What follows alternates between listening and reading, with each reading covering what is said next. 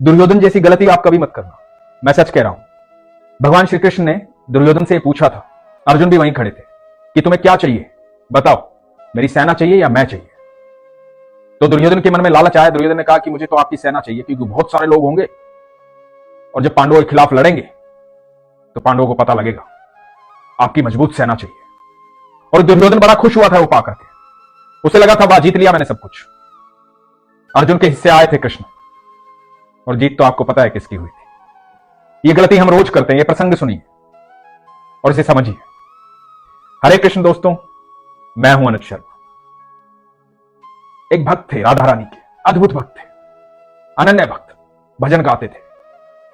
जब हम राधा रानी के महल जाते हैं तो जो सीढ़ियां आती हैं उन सीढ़ियों में बैठा करते थे, सुबह शाम दिन रात, बस राधा राधा राधा राधा राधा राधा भजनों में लीन रहते थे। कोई कुछ दे देता तो खा लेते थे, नहीं मिलता तो कोई बात नहीं।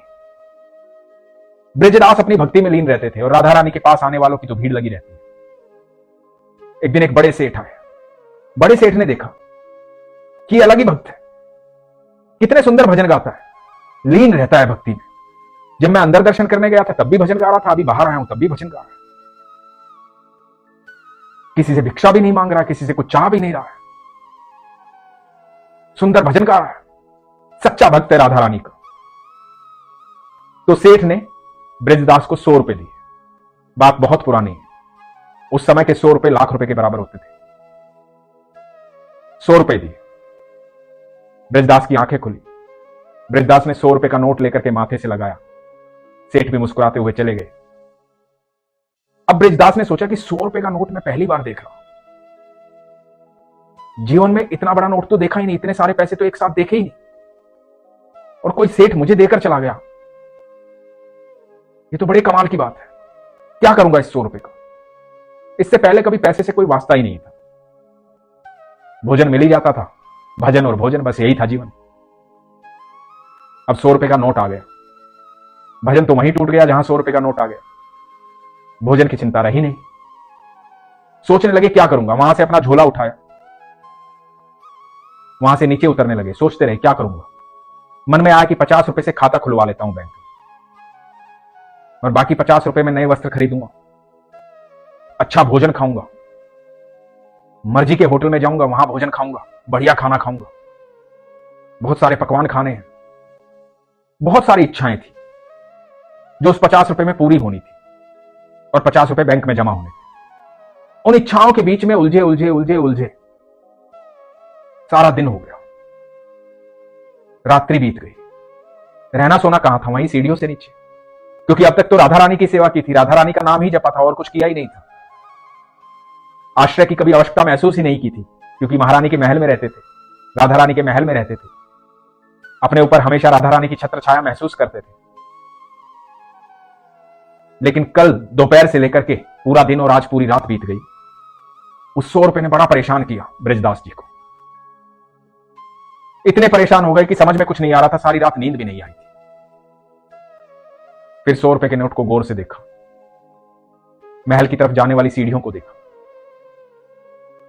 भागे भागे ऊपर गए, अपने स्थान पर जाकर बैठे जहां रोज बैठते थे। वो 100 का नोट लिया और फाड़ दिया,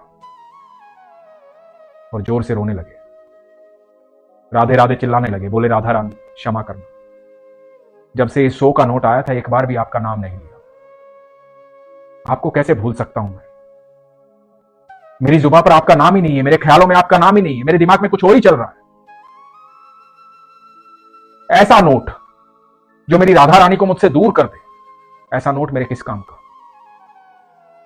ऐसी तृष्णा किस काम की, ऐसी सोच किस काम की जो मेरे भगवान से मुझे दूर कर दे, मेरे ईश्वर से मुझे दूर कर दे, मेरी मां से मुझे दूर कर दे। जब तक तेरी छत्र छाया है, जब तक तेरा आशीर्वाद है, जब तक तू मेरे साथ है, मुझे किस चीज की आवश्यकता है। नहीं चाहिए कुछ भी। मुझे माफ कर दे मां, मुझे माफ कर दे राधा रानी। और नोट के टुकड़े कर कर फेंक दिए और लगे अपना भजन करने। मैं सच बताऊं दोस्तों, हमारी जितनी मूलभूत आवश्यकताएं होती हैं ईश्वर हमेशा पूरी करते हैं, हमेशा, क्योंकि उन्होंने जन्म दिया है। एक बार बिल्कुल आराम से बैठ करके ये सोचिएगा, जिसने हमारे जन्म लेने से पहले हमारे दूध का इंतजाम कर दिया, हमारे इस धरती पर आने से पहले इस धरती को खूबसूरत बनाया, इतने सुंदर सुंदर फल, पेड़ पौधे, झरने, नदियां, तालाब, पहाड़, क्या नहीं बनाया उसने। इंसान बनाने से पहले ये सब कुछ बनाया उसने, ताकि मेरे बच्चे यहां आकर के रहें, इस धरती पर रहें। वो इतना प्यार करता है हमें, हमारे बिना सोचे हमें सब कुछ देता है, और हम उलझ जाते हैं। हमारी तृष्णाएं बढ़ जाती हैं, इच्छाएं बढ़ जाती हैं, पता नहीं क्या चाहिए हमें। और दुनिया में, इस धरती पर ऐसा कुछ भी नहीं है ईश्वर के नाम के अलावा जिससे आपका पेट भर सकता है, जिससे आपकी तृष्णा भर सकती है। चाहे कुछ भी मिल जाए आपको, आपकी तृष्णा बाकी रहेगी, आपकी इच्छा बाकी रहेगी, चाहे कुछ भी मिल जाए। तृष्णा कब खत्म होगी? जब आपको ईश्वर मिल जाएंगे, उनकी भक्ति मिल जाएगी, तब तृष्णा खत्म होगी। भटक रहे हैं इधर से उधर, अपनी इच्छाओं का बोझ अपने कंधों पर ढो रहे हैं, इतना ढो रहे हैं कि कमर झुक गई है। एक दिन गिर जाएंगे, टूट जाएंगे, मर जाएंगे। ये बोझ खत्म नहीं होगा। इस बोझ को आज ही उतार फेंको, क्योंकि सच ये है कि आपकी सारी मूलभूत आवश्यकताएं ईश्वर ने पूरी कर रखी। जिन चीजों में आप उलझे हुए हो, वो चीजें आपकी तृष्णा है, आपकी इच्छा है। उनको कंट्रोल करो। इच्छाएं सिर्फ आपके आनंद के लिए होनी चाहिए, इसलिए नहीं कि इच्छाएं आपका आनंद लेने लग जाएं और आप परेशान हो जाएं, आप दुखी हो जाएं। अपने ईश्वर को याद करो, अपने पिता को याद करो। वो बहुत बड़ा दाता है। हमारे पात्र इतने छोटे छोटे से हैं, इतने छोटे छोटे से, क्या मांगेंगे हम उनसे? वो इतना दे सकता है जिसकी कल्पना भी नहीं कर सकते हैं। इतना दे सकता है। छोटी छोटी इच्छाओं के लिए मरे जा रहे हैं। क्यों? किस लिए? खुश रहो, आनंद में रहो, इन इच्छाओं को मार दो।